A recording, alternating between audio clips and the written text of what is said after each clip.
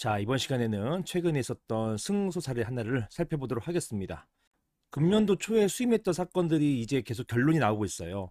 상당히 많은 승소 사례들이 나오고 있는데 제가 이거 정리할 시간이 없어서 그 승소 사례들 중에서 중요한 것들만 몇 가지 제가 선별해서 올리고 있습니다. 자, 이번 주제도 상당히 중요한 주제예요. 사안의 쟁점은 상가 건물과 별도에 세워져 있는 주차장 이런 것들 말하는 거거든요. 이런 주차장을 철거해달라 이런 소송이 인정됐어요. 인정돼서 결국은 적지 않은 돈을 들여서 철거하게 된 그런 사안입니다. 그런 사안을 제가 질문을 한번 바꿔봤습니다. 한번 보시겠습니다. 안녕하세요 변호사님. 저희는 경기도 수원에 있는 어떤 상가의 구분 소유자들입니다. 저희가 상가 건물을 분양받을 당시에 상가 건물에 붙어있는 철골 구조물로 된 주차장이 있었습니다. 바로 이 주차장 말하는 것이에요. 당연히 이 주차장을 보고서 분양받은 것이죠. 그런데 분양자는 이 주차장의 소유권이 자기에게 있다고 하면서 이후 수년간 별도 주차비를 받고 있습니다. 제 건물, 즉 내 건물에 들어가면서 주차비를 별도로 내야 한다는 게 너무 황당한데요. 이 경우 어떻게 해야 하는가요? 앞으로도 계속 주차비를 내야 되는 것인가요? 이런 것에 대한 질문이었고, 이 질문을 바탕으로 소송이 제기됐습니다. 이게 1심에서는 이 소지 계신 분들이 졌어요. 그래서 제가 2심부터 맡아가지고 이번에 승소했던 사례입니다. 한번 사건의 배경을 보시겠어요? 보시는 것처럼 이번 사건 이전에 일부 소유자들이 먼저 주차장 소유권을 주장하는 소송을 제기했었습니다. 아까 보시면은 이후 수년간 별도 주차받고 있다고 했잖아요. 이 수년 동안에 뭐 했느냐 당신들은 이렇게 생각하실 수 있지만 일부 소유자분들께서 이미 소송을 제기하고 계셨어요. 이게 대법원까지 가서 졌습니다. 어떤 소송이었냐면 이 주차장 소유권이 구분 소유자 것이다. 즉 분양을 함께 받았다. 일반적으로 여러분들 아파트나 오피스텔 분양받으실 때 거기에 딸린 주차장 이거 공용 부분으로 같이 분양받는 것이거든요. 그런데 이 건물은 특이하게도 주차장이 겉에서 볼 때는 하나로 돼 있는데 엄밀히 따지면은 이 건물 구조물 옆에 별도의 구조물이 덧댄 형식으로 돼 있어요. 자, 한번 이것부터 보셔야 될 것 같습니다.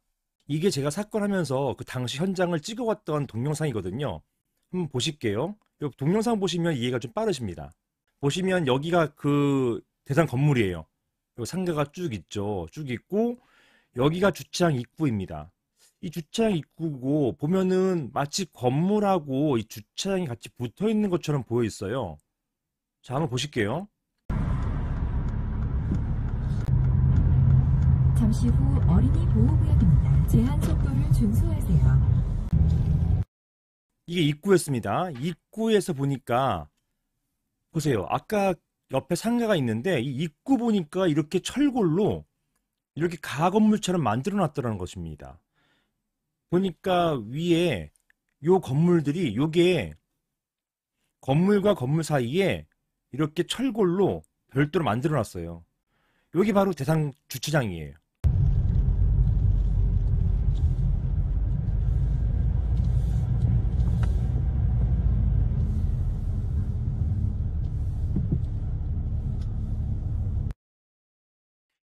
자, 여기 보시면 제가 그 주장했어요. 이게 별도의 요게 벽이거든요. 여기 건물 벽이에요. 건물 벽이고 벽에 이게 붙어 있어요. 이 주차장이. 근데 제 주장은 그거예요. 여기 보니까 엘리베이터가 여기에 있습니다. 엘리베이터가 여기 있다는 얘기는 그리고 여기가 이제 건물이고 이 말은 곧 이 엘리베이터는 이 주차장에서 내려서 바로 들어오게끔 하는 것이에요. 만약에 이 주차장이 별도의 건물이었다 한다면 이 공중에 엘리베이터 떠 있는 거거든요. 3층에서 건너 뛰어가지고 일로 올 수가 없잖아요. 이거는 곧 하나의 건물이 아니냐 이런 제가 주장을 했었는데 이것은 일단 받아들이지 않았어요. 이게 또 1심 주장이었고 종전 대법원까지 확정된 판결에서의 주장이었어요. 근데 그것은 역시나 인정하지는 않았습니다.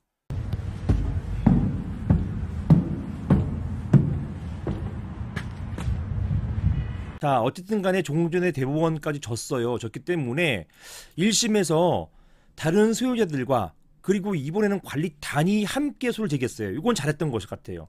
관리단이 함께 소를 제기했기 때문에 이번에 결국 다른 소유자들은 다 전부 취하시키고 제가요 취하시키고 관리단만 남겨서 결국 승소했던 것입니다. 만약에 종전처럼 이번에도 다른 소유자들끼리만 소송 제기했으면 이번에도 졌을 것 같아요.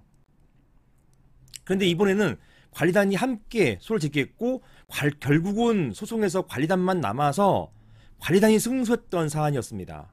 그 이유는 여기에 원고되는 소유자들만 이것을 관리행위라고 주장할 수가 없어요. 관리행위 주장은 관리단이 하는 겁니다. 소유자들은 보존행위로서 철거 주장할 수는 있는데 관리행위로서 철거를 주장할 수는 없어요. 이거는 관리단만 가능합니다. 그래서 관리단이 있었기 때문에 이긴 거예요. 이렇게 관리단이 소를 제기하였다가 종전 판결에 있어서 1심과 동일한 결론이 났었고요.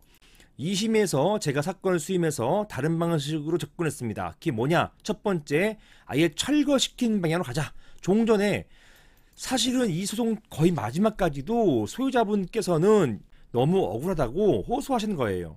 내가 당연히 이 주차 시설을 보고 분양받은 것이지 주차 시설 없으면 분양을 받았겠느냐, 이런 말씀 하시면서 정말 너무 억울해 하셨습니다. 하지만 어떻게 해요? 승소해야 되니까요. 이겨야 되니까요. 어쩔 수 없이 그럼 철거시킨 방향으로 가자가 된 것입니다. 그래서 다른 방식이 뭐였냐? 바로 철거를 시키고 그 다음에 아예 부당이득으로 반환받자, 이런 작전으로 갔던 것입니다. 물론 1심에서도 이런 논의가 있었지만 아무래도 소유권 주장을 더 강하게 하시다 보니까 결국은 이런 철거에 집중을 못하셨던 것이고, 2심에서는 이런 방식의 전환으로서 철거에 집중하자는 것을 갔던 것입니다. 자, 문제는 법원이 과연 철거까지 인정할 것인지 여부가 문제였습니다. 왜냐하면 방금 우리 동영상을 보셨지만 이 건물 그 주차장을 철거하는 게 만만치가 않아요. 이미 수년 동안, 거진 10년이거든요. 거진 10년 동안 주차 건물로 사용되어 왔었고, 이 주차장이 철거되면 이 건물 주차에는 엄청난 지장이 초래됩니다. 이것 때문에 법원이 이게 또 신뢰의 원칙에 반하기 때문에 철거시키는 것은 안 되는 거 아니냐, 이런 걱정이 있었어요. 하지만 결국은 철거를 인정했습니다. 빨리 철거해서 다시 짓던가 아니면 이 주차장 소유자하고 합의해서 앞으로는 주차비를 받지 않게 하는 이런 어떤 합의점을 찾아라, 이런 취지였던 것 같습니다. 아무튼 법원이 이렇게 철거까지 인정할 것인지 여부가 문제됐지만 결국 철거는 인정했고요. 그 다음에 또 철거를 고용 부분의 보존 행위로 인정할 것인지, 이게 1심부터 주장했던 사안이거든요. 아니면 관리 행위 또는 변경 행위로 인정할 것인지 여부가 문제되었습니다. 그래서 추측건데 1심에서 보존 행위 인정 안 했거든요. 그렇다면 결국은 관리 행위나 변경 행위로 가야 되는데, 이 관리 행위 또는 변경 행위 어떤 거 인정할 것인지, 그리고 이런 관리 행위나 변경 행위를 인정하기 위해서는 방금 전에 말씀드린 것처럼 관리단이 해야 되는 거예요. 그래서 결국 선택의 기로에 선 거예요. 보존 행위를 갈 것인지 아니면 관리 행위 또는 변경 행위를 갈 것인지. 관리 행위로 갈 경우에는 주체가 관리단이어야 되고 나머지 소유자들은 모두 취하하신다. 그리고 관리 행위로 갈 경우에는 소송 중이라 하더라도 빨리 집회를 열어야 된다. 관리단 집회를 열어서 이런 관리 행위에 대한 철거에 대한 집회의 결의가 필요하다. 만약에 변경 행위를 한다면 3분의 2 결의잖아요. 이런 결의가 필요하다. 아무튼 가닥을 정해서 관리단으로 가고 관리단이 주체가 되어서 관리 행위로 가는 거로 가자. 과반수 결의를 받자. 이렇게 해서 실제 추진했습니다. 자, 보시는 것처럼 이게 상가잖아요. 상가니까 집합 건물입니다. 집합 건물의 소유 및 관리에 관한 법률의 적용을 받는데요.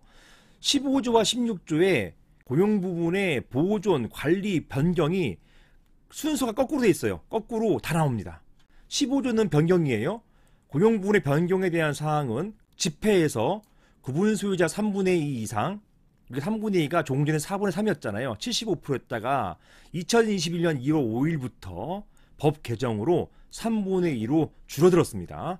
구분 소유자 3분의 2, 그 다음에 의결권 지분의 3분의 2 이상의 결의로 결정한다 라고 되어 있고요.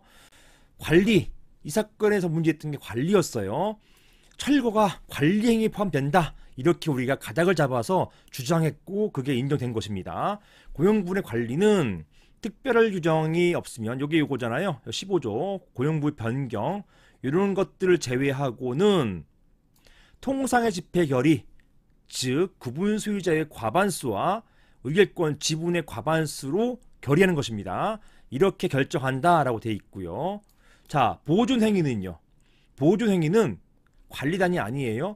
각 공유자, 구분 소유자 개개인이 할 수 있다. 이렇게 규정해 놓고 있습니다. 이렇게 공용부분의 보존행위, 관리행위, 변경이 순서상 거꾸로 16조, 15조에 나열되어 있습니다. 다시 말씀드리면 저희는 이것을 관리행위를 봤어요. 게다가 1심도 판결에 이런 취지가 있었거든요. 그래서 그런 취지를 존중해서 관리행위로 보고 그 다음에 관련 집행 절차를 밟았던 것이죠. 자, 이 사건의 항소심인 서울고등법원은 첫 번째, 여전히 구분 소유자들에게 소유권이 없다고 보았습니다. 종전 확정 판결이 있었기 때문에 이것 때문에 판결을 바꾸기는 쉽지 않았다고 저는 생각됩니다. 자, 두 번째, 하지만 철거는 가능하다고 봤어요. 자, 이게 저는 신성실의 원칙에 따라 가지고 철거에 많은 비용도 들고 또 오랫동안 사용돼 왔었기 때문에 철거를 인정해주지 않으면 어떻게 하나 걱정했었는데 철거는 가능하다고 봤어요. 철거시키도록 했습니다. 그 근거로서 이 주차장 소유권을 주장하는 사람이 상가 토지 위에 이 토지 위에 주차장 설치 근거를 입증을 못했어요. 이 주차장이 깔고 앉은 그 토지, 대지, 이 대지를 사용하려면 이 소유권자들의 어떤 동의 또는 허락이 있어야 되는 거잖아요. 근데 이런 것들에 대해서 받은 적이 없었어요. 자기 마음대로 지었던 것입니다. 그렇기 때문에 철거해야 된다라고 보았습니다. 다만 철거 행위는 다른 구분 소유자의 이익에 어긋날 수도 있기 때문에 이것을 보존 행위로 볼 수는 없다. 무슨 말이냐면은 철거하면 어쨌든 이 건물에 좋은 영향은 안 줘요. 주차할 공간이 없지 않습니까? 그렇기 때문에 여기 있는 임차인들, 상인들이나 여기 방문하시는 이용객들이 굉장히 힘들고 이 힘든 것은 결국 구분 소유자의 이익에 반한다는 것이에요. 다른 구분 소유자의 이익에 반하는 것이기 때문에 이것은 보존 행위라 볼 수 없고 관리 행위를 보았다. 이게 바로 법리입니다. 이것은 관리 행위야. 따라서 관련 집회가 필요하고 머릿수의 과반수와 지분의 과반수 동의가 모두 필요하다. 이렇게 보았습니다. 그리고 다섯 번째, 호송 중간에 주차장 철거를 위한 관련 집회 결의가 있었어요. 이것을 추진했습니다. 추진했고 동의가 있었습니다. 거의 90% 이상 동의 받았어요. 따라서 철거 가능하다. 그리고 철거가 가능한 것뿐만 아니라 지금 이 주차 건물이 남의 땅 위에다가 이 건물을 세워가지고 주차 수익을 내고 있었던 거잖아요. 따라서 이것은 부당이득이다 라고 해서 부당이득도 청구 가능하고 인정을 해 주었습니다. 자, 이게 제가 승소했던 사례인데요. 결론부터 말씀드리면 해당 사건의 주차 건물은 원래 상가와 별도의 건물이기 때문에 소유권의 대상이 아니라 철거의 대상이다. 그리고 철거는 이것은 구분 소유자의 개개인이 할 수 있는 보존 행위가 아니라 관리 행위의 일종이다. 따라서 이 철거를 위해서는 관리단 집회를 열어서 구분 소유자와 의결권 지분의 과반수가 모두 찬성해서 결의가 있어야 된다. 이런 결의가 있으면 철거가 가능하고 그리고 이 철거함과 동시에 부당이득 반환 청구도 가능하다. 이것이 결론이었습니다. 이상입니다.